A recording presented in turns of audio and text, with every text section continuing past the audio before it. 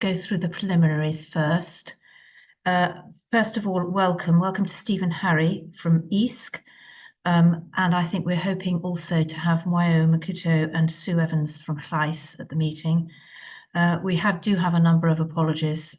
This was a relatively short notice meeting. We've got apologies from Nuria Zole, Rena Owen, Nicola Matthews, and Jackie Davis, all independent members.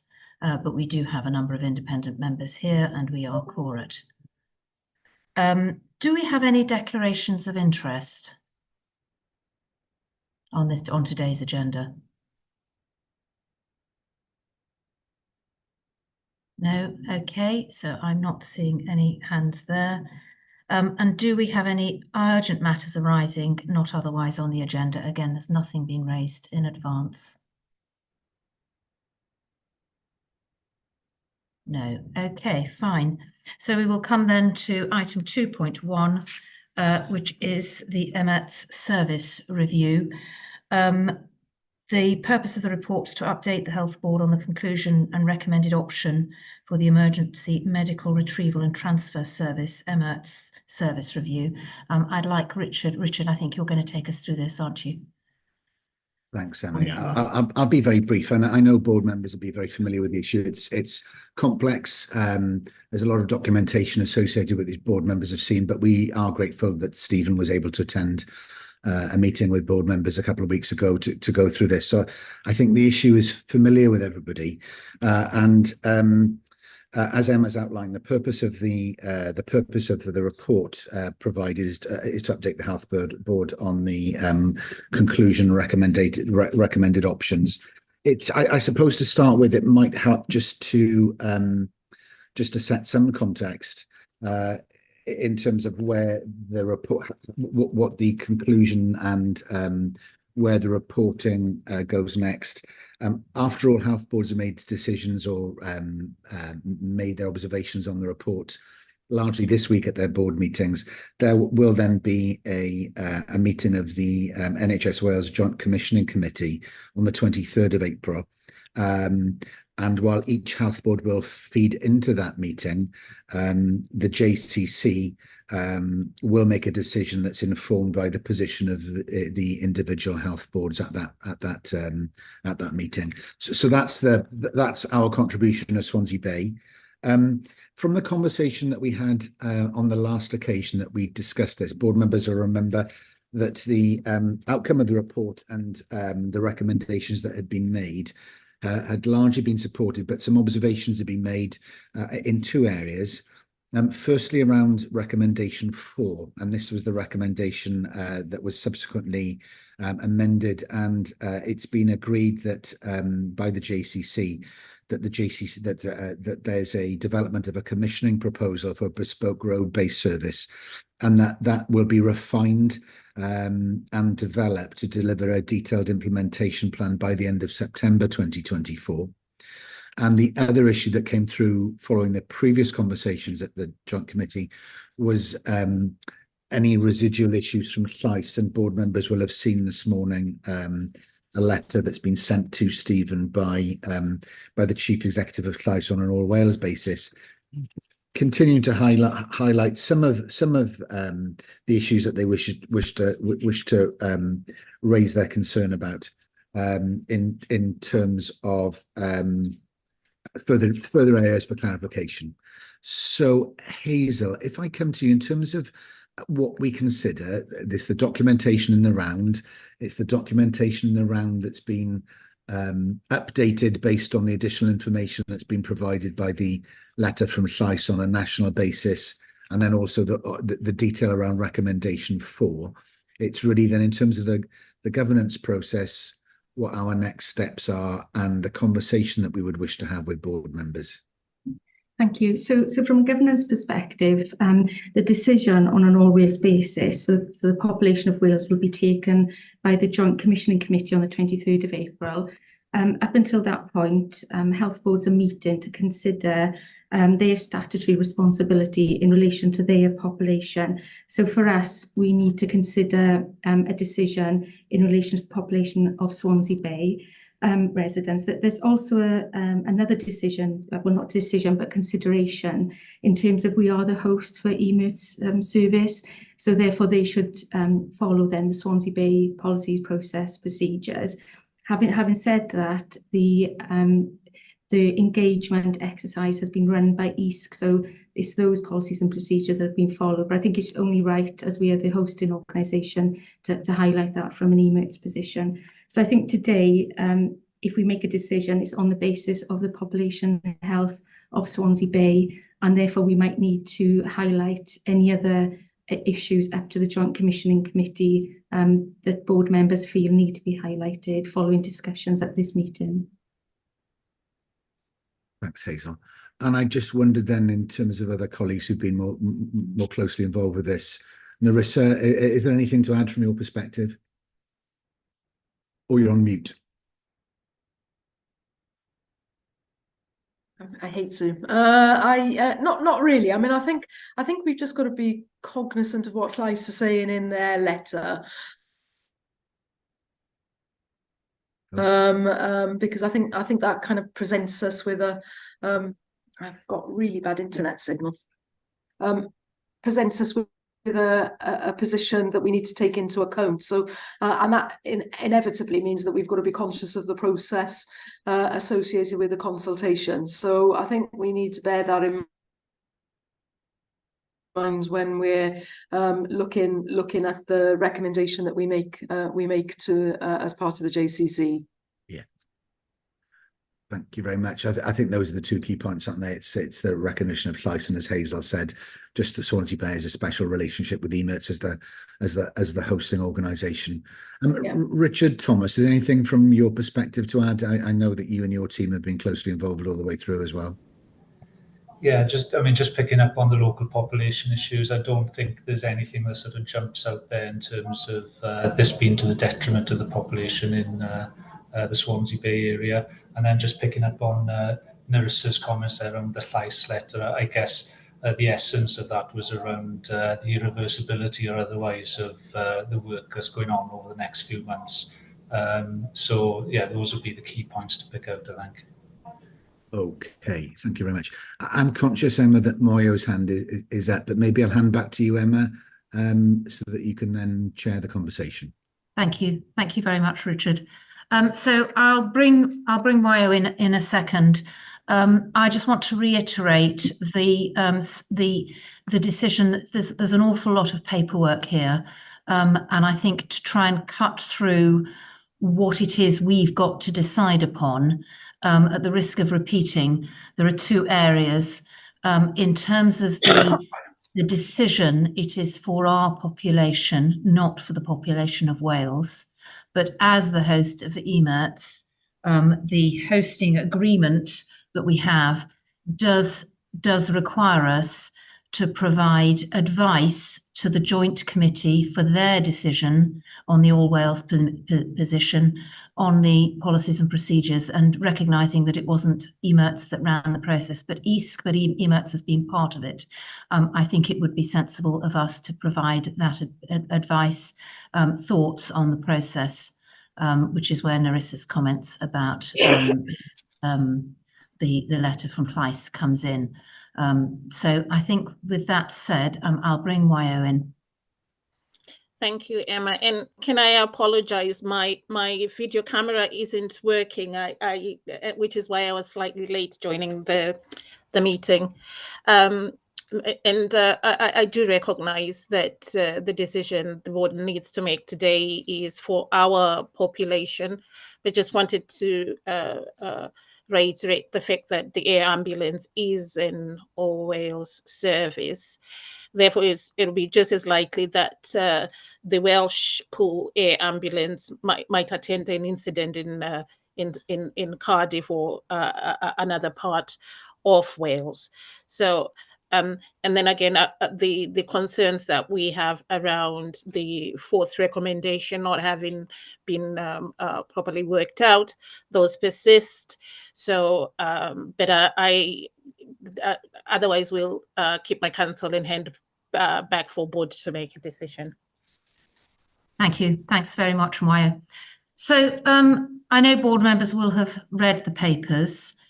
I suggest that we look at it in two ways. The decision we have to take is this for the Swansea, first of all, for the Swansea Bay population. I then think I'd like to think about what we might want to provide in the way of advice to the Joint Commissioning Committee in relation to, I guess, how we would react if this was our engagement, and how we would think it would be, that we might think the next steps might be. I hope that's helpful. So I'll now open to board members.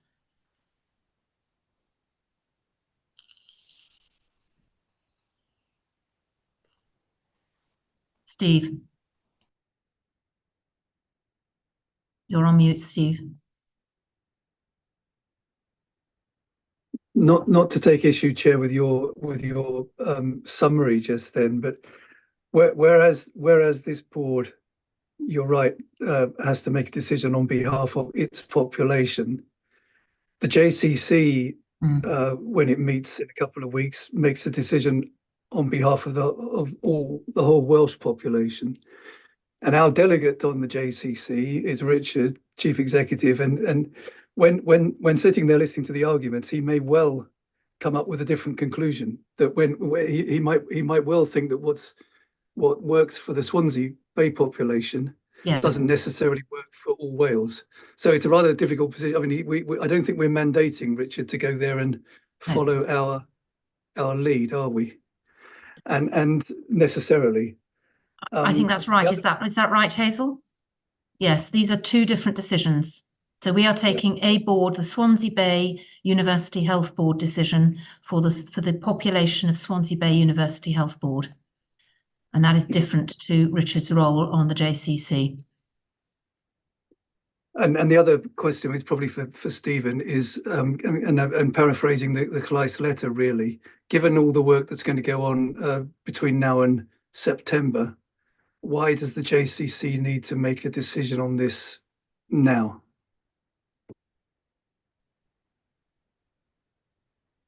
Do you want me to come in on that, Chair? Yes, please, Stephen.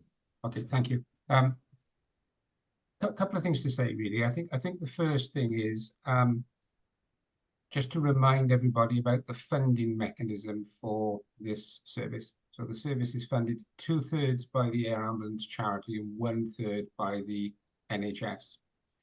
And one of the reasons that we need to make a decision promptly is because there is a risk to the charity in terms of their funding.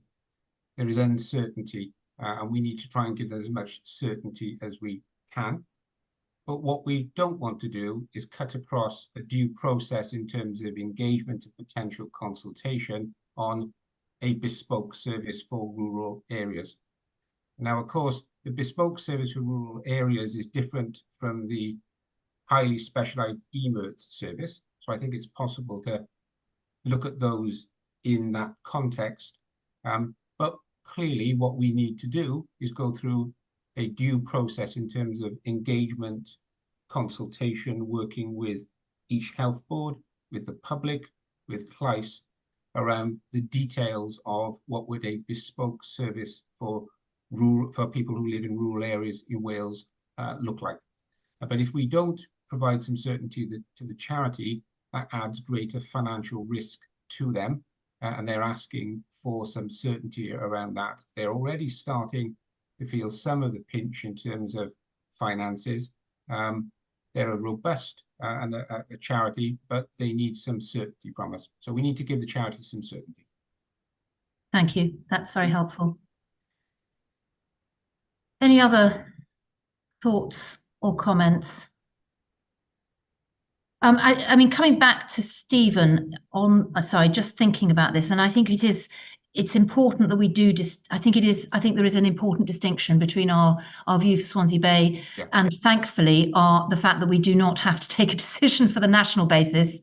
That tricky position is for the Joint Commissioning Committee on the 23rd.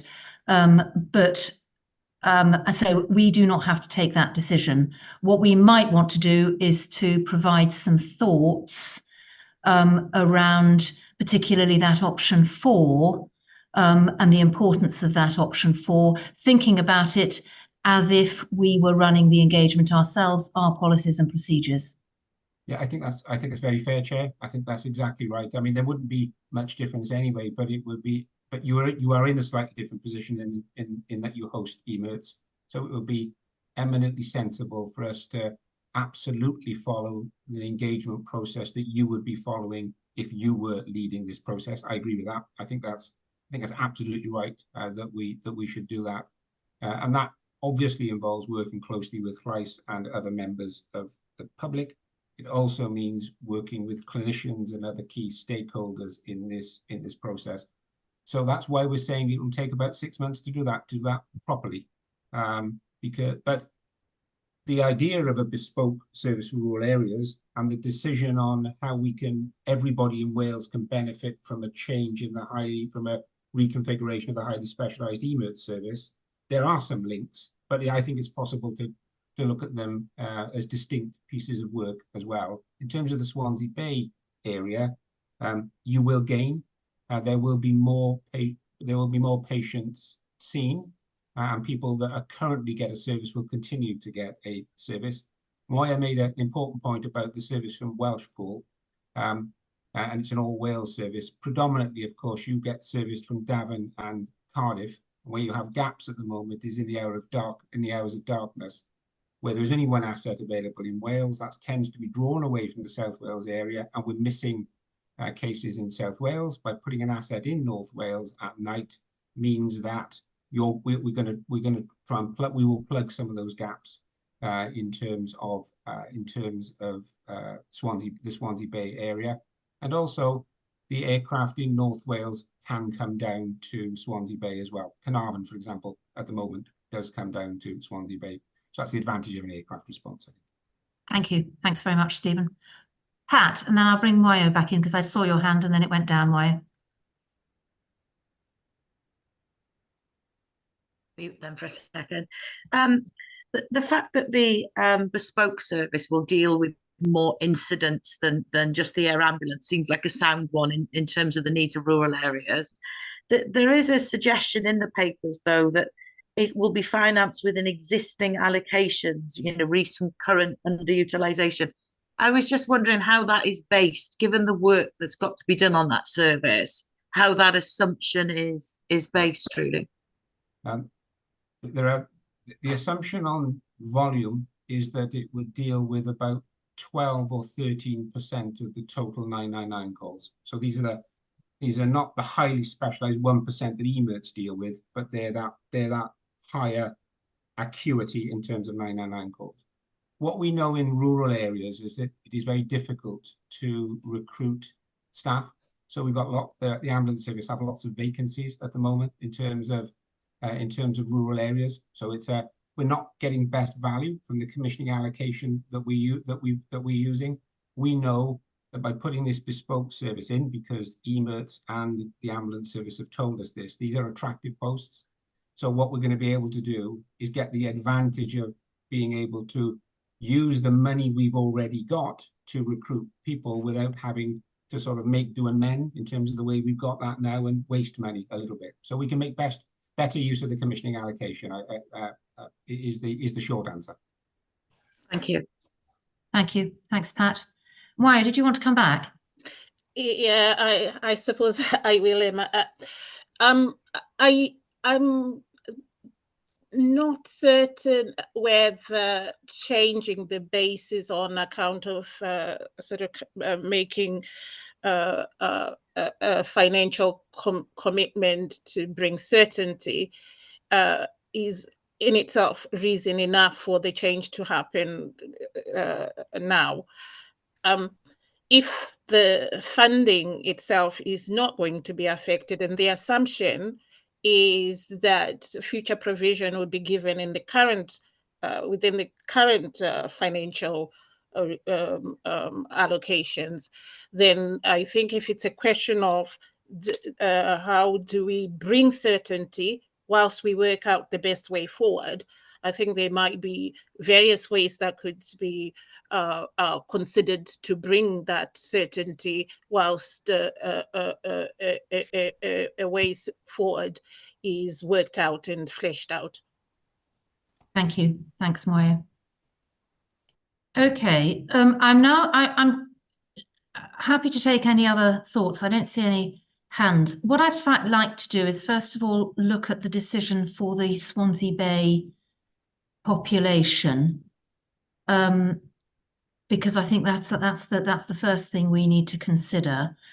We are asked to approve the recommendations as far as the Swansea Bay population is concerned. Are board members happy to do that? Do we need further questions around that? No. So I think we are happy to approve the proposals and the recommendations on behalf of the Swansea Bay population. Okay. Now this, I think, is not, and correct me if I'm wrong, Hazel, but I think this is not an approval, but this is where we might want to provide some advice to the Joint Commissioning Committee on the approach and their thoughts for the national decision, based on the way in which the consultation was taken place and how we would receive it if it was for us. And I'm looking here for some guidance from executives as to what your advice would be if this was our engagement output. And in the first instance, I'll come to Nerissa. Should we do Richard first? Because my point was really about making sure that we don't do anything until September, that no action is taken until that work is complete, and that we're faithful to what Llais is actually asking us to do in the letter that they've written. Thanks, Nerissa. Richard?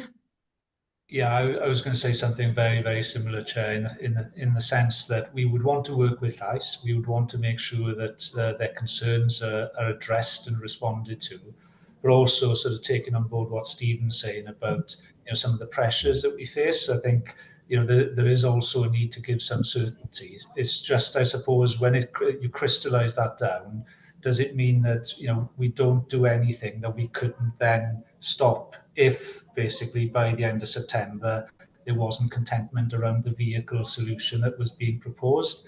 So from my perspective, I think it's a matter of saying that yes, we will work with Llais. I don't think that precludes taking a decision now, but taking a decision in the sense of taking a decision knowing that things could be stopped if they needed to be down the line.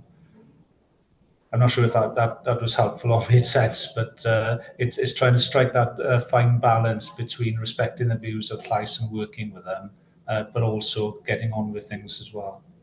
Yeah, which I think is what we would want to do, isn't it? So, I mean, it's the direction of travel, but it's about what we do when, isn't it?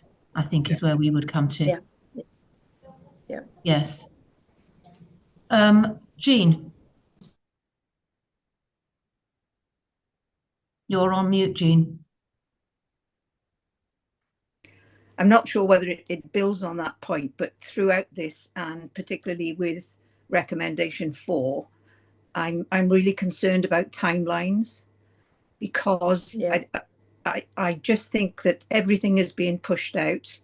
We're talking about this group or the recommendations of this group, task and finish group, being finished by the end of September. One, I'm not sure that's realistic. So if we're talking about policy and procedures here, I would like to have a roadmap with specific timelines of who's doing what, where, when, and how. Yes, and that becomes particularly pertinent if we are saying that we would like to bottom out recommendation 4 before we make the changes to the bases, which I think is what our advice probably would be. So that timeline and the need for pace on that recommendation 4, or at least milestones, becomes quite pertinent, doesn't it? Nerissa? Absolutely. Yeah, I mean, I absolutely support what Jean is saying there. So by saying that we've got to do that work by the end of September, that doesn't mean to say that we don't do that work. So we've got to make sure that we're continuing to give the charity some confidence that we're still engaged in this process. So, but it's taking into account what Llais is saying and making sure that we're doing this properly. But at the same time that we're not kind of not doing the engagement work that we should be doing. So I think it is a fine balance, but we do need milestones, and that does need to be part of the decision for JCC. Fine. Any other thoughts on that? And Hazel, again, yeah, I'll bring you in a second, Harry. Sorry, Stephen. I'm right in thinking this would be our advice to the JCC, wouldn't it? So Yes. we've made our decision for this. Yeah. So this is our advice. Stephen, thoughts? Thank you, that's really helpful. So I would agree that we absolutely need a roadmap in terms of what's done when, and also that we are understanding that we've got fire breaks in this, so that you wouldn't be making any changes to bases until you've got a bespoke service in place, for example. Just to give you some reassurance on that, there wouldn't be any changes to any bases until at least 2026, because so from that point of view, there's time. What we do need to do is to enable the charity to be able to explore where the alternative base might be, and then because they will need to have a firm timeline as well in terms of that leading then up to change. So I think there's two tracks, isn't there? You've got the track around working with the charity to make sure that they have a timeline, and then you've got the NHS timeline in terms of the bespoke service and how do those interact and connect with each other, and then how do we do that within a proper engagement and consultation process. So that's very helpful. Thank you, Chair, in terms of that sort of clarity. Okay. Any further thoughts? No, then I'm just going to summarise, and we'll make sure that the minutes are available for the JCC on the 23rd. But I think in terms of the approval required for the Swansea Bay Health Board area, we have that approval. So we delegate the decision on the national basis to the Joint Commissioning Committee on the 23rd of April as the as the host for Emirates. We would provide some advice, which is our duty, that the consultation has resulted in some concerns from Llais, and our recommendation would be that those concerns are addressed and that no irreversible decisions are taken. Whilst the direction of travel is sensible or seems sensible, we would recommend that no decisions are taken until those concerns are addressed, which is largely through recommendation 4, and further that we would recommend that clear milestones and targets are put in for the delivery of that recommendation 4. Have I missed anything? No. Okay. Thank you all very much indeed. That's great. Thanks a lot. Thanks for coming, Stephen, and thank you, Mwayo.